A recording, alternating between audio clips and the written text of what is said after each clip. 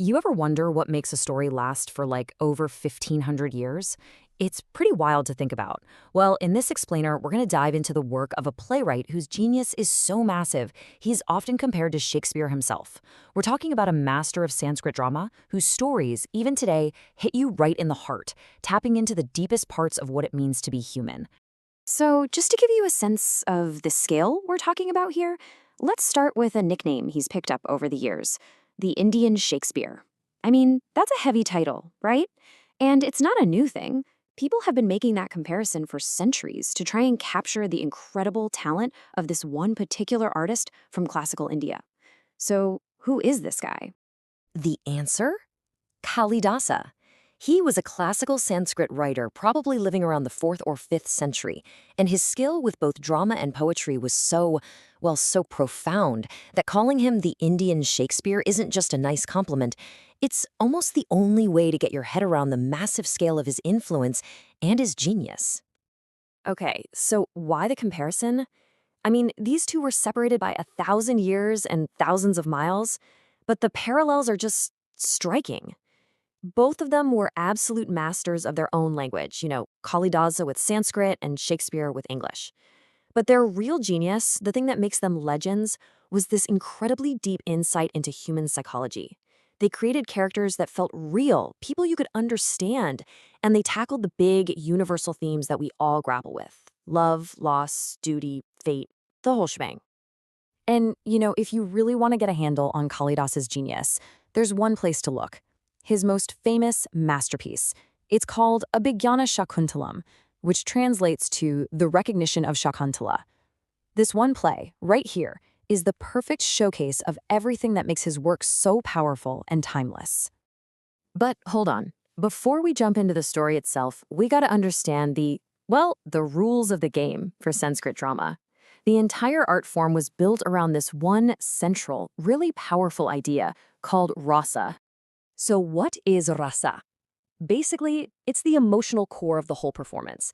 Think of it like a specific emotional flavor or mood that the playwright wants you, the audience, to feel. It's the goal. Whether that feeling is love or sadness or heroism, every single thing in the play, from the plot to the characters to the poetry, is all designed to create that one specific emotional experience. It's all about making you feel something. Now, for his masterpiece, Shakuntala, Kalidasa decided to go for the big one. He chose to explore maybe the most powerful and complicated rasa there is, Shringara. That's the sentiment of love. And not just one kind of love, but all of it, from the highest highs of passion to the lowest lows of heartbreak.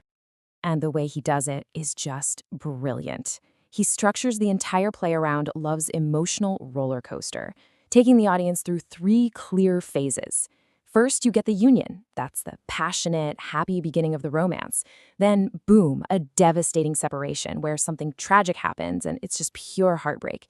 And finally, it all leads to a reunion where everything is set right again. It's a journey designed to give the audience this huge emotional release at the end. So the big question is, how does Kalidasa actually pull off this incredible emotional journey? Well, it all comes down to his characters. And let me tell you, these are not your simple one-dimensional archetypes. Not at all. Let's start with our heroine, Shakuntala. When we first meet her, she's this carefree, innocent young woman living in a forest hermitage. But as the play goes on, she goes through so much: rejection, heartbreak, and she transforms. She becomes this wronged but incredibly dignified woman, and then eventually a forgiving mother and a queen. It's just a really profound and moving character arc. You really feel for her. Then you've got our hero, King Dushyanta, and he's just as complex. And this is so important. He's not the bad guy. He's a noble king who falls head over heels in love. But then he becomes the victim of a sage's curse. And this curse makes him completely forget Shakuntala.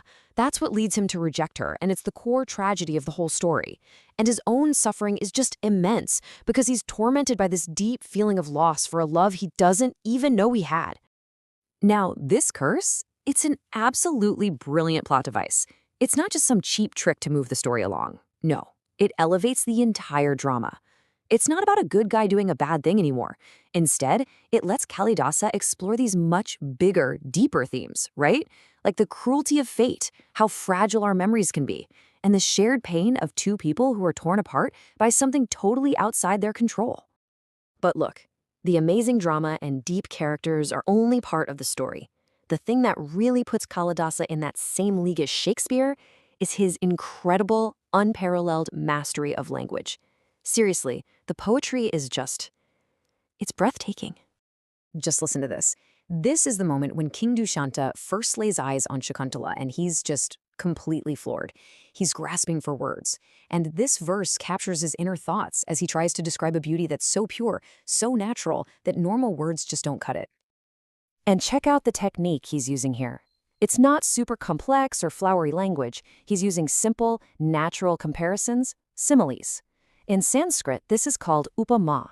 He compares her to a fresh flower, an unpierced gem, untasted honey, all these things that evoke this feeling of pure, untouched perfection. The language is so simple, but the effect? It's absolutely sublime. Okay, so let's put it all together. You've got the emotional structure of Rasala, you've got these incredibly deep characters, and you've got this sublime poetry. So what's the final verdict? What makes Kalidasa a true genius? It really all comes down to one thing: perfect harmony. Kalidasa's ultimate skill was how he could weave together that beautiful poetic language, that's the kavya, with compelling dramatic action, the nataka. In his plays, the poetry isn't just a pretty interruption. The poetry is the action. The most beautiful lines are the ones that are also revealing the deepest truths about the characters. And that, ultimately, is his legacy.